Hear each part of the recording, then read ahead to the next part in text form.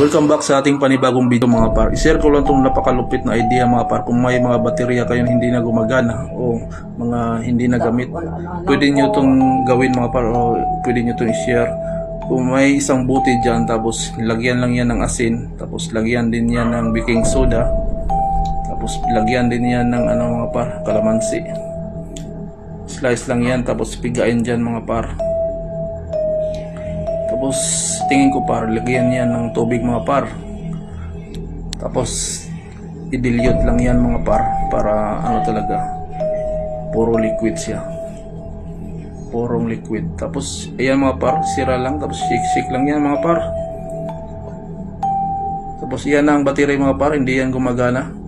So tanggalin lang yung takip. Ayan, kinuha yung mga puti dyan, yung may maliliit na takip yan mga par. Tapos kailangan lang yan ng linisan konti. So ayan mga par, gamit yung cotton buds. Tapos ayan na yung dilute na mga par gamit natin. Gumamit lang tayo ng syringe, tapos ayan, ni-refill lang sa mga maliliit na butas dyan sa baterya na hindi na gumagana. Ayan mga par, tinakpan na yung malaking takip dyan.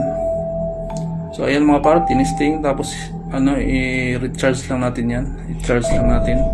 Mga ilang minuto lang yan mga par, gagana na yan mga par. So ayan mga par, napakagandang idea nito. Gamit ang pan, tinisting. Yun, tapos na mga par, hanggang sa muli.